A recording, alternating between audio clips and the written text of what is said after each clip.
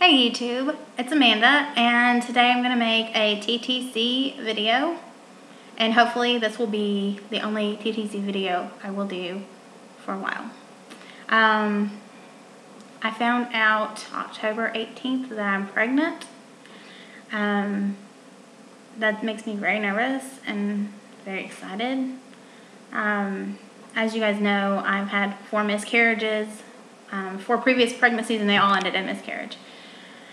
So this is my 5th pregnancy. Hopefully this will be successful, and hopefully you guys will get to see a journey with me. You know, you guys will be able to be in with me and experience the excitement, because I will be so excited if I actually have a successful pregnancy with my 5th pregnancy.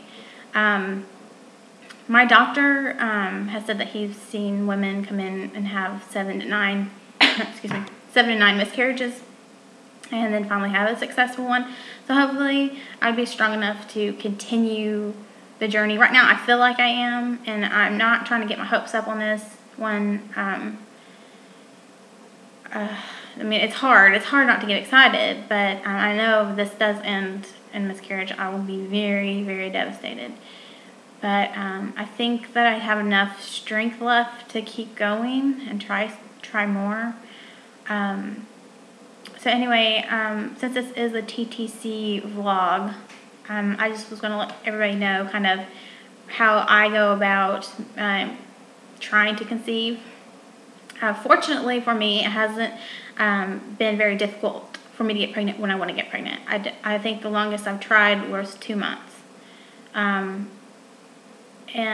But if only I could keep the pregnancy. My mom was the same way. She's had 1 miscarriage, and that was after she had me, and that was like 20 something years ago. But she had 3 other kids after that and never had another miscarriage. So she always got pregnant as soon as she wanted to get pregnant, and all the rest of my mom's side of the family was like that. So I mean, I'm lucky in that aspect. I don't know where the miscarriages come from, and the doctors so far haven't been able to find any problems with me. I am currently on Prometrium. I was on the last pregnancy also, but it ended.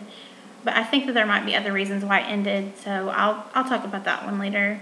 But as far as TTC goes for me, I had found out July 27th of this year that my 4th pregnancy had stopped growing, or the baby had stopped forming. There was no heartbeat. And about 2 weeks later, I had my DNC, and I'll go into that also later, why I waited 2 weeks. Anyway, my doctor said you need to wait at least 1 healthy cycle before you start trying. And every doctor's different. Some say 3 months. I've even heard 6 months. Well, we tried immediately after the first cycle, and got pregnant.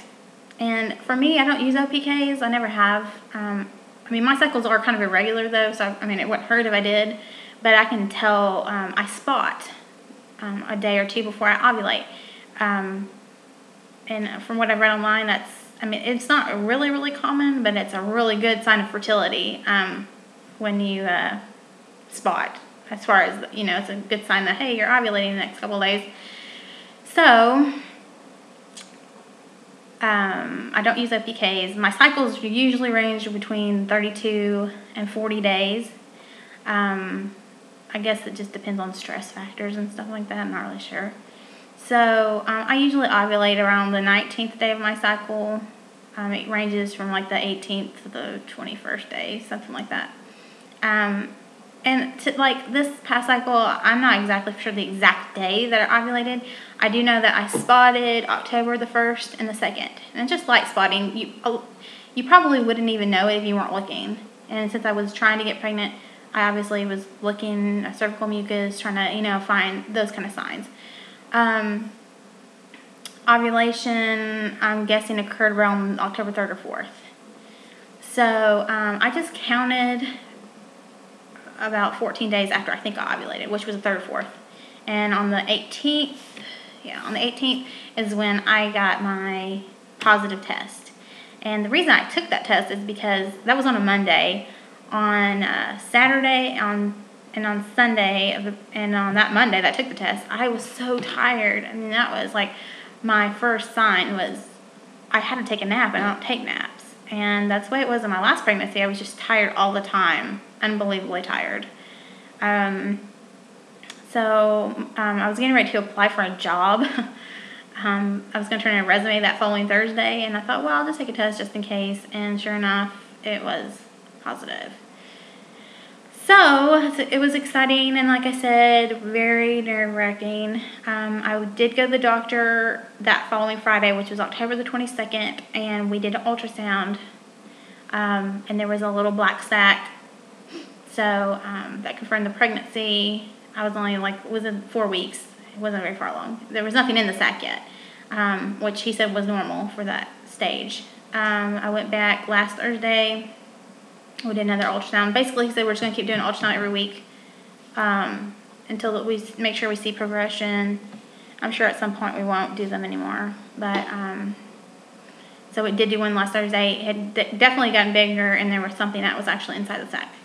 So instead of me coming back at the end of this week, he said just wait over the weekend, and I'll go back Monday, which will be the 8th, I think, of November. It's going to be a week from today I go back. And we're going to do another ultrasound. And he said, hopefully we'll see, we should definitely, because I should be 7 weeks then. We should see the flicker of the heart on the ultrasound.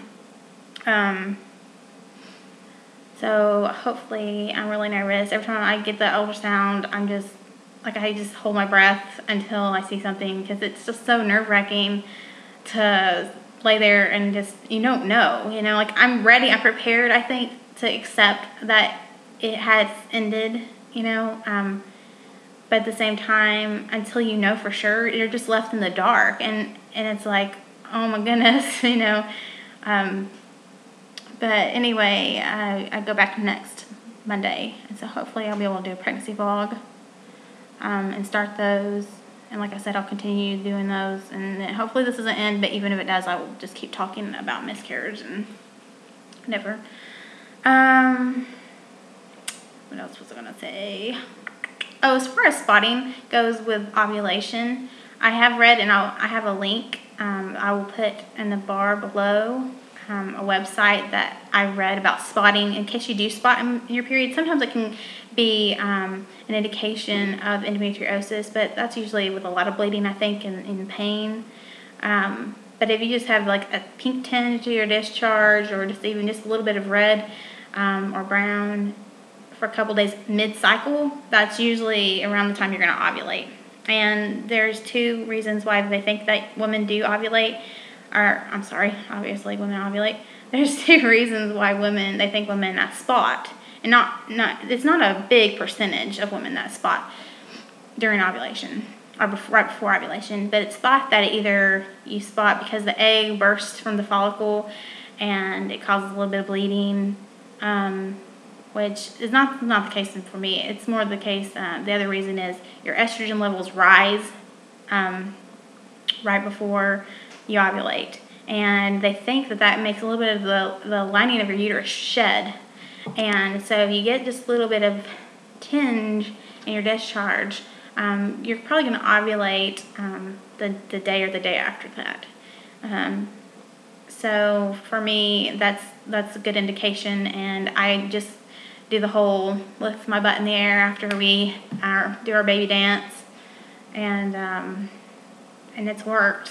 And I don't know if that's necessary for me to do that every time, but that's what I do. I don't want this video to go over 10 minutes, so I'm going to cut it off.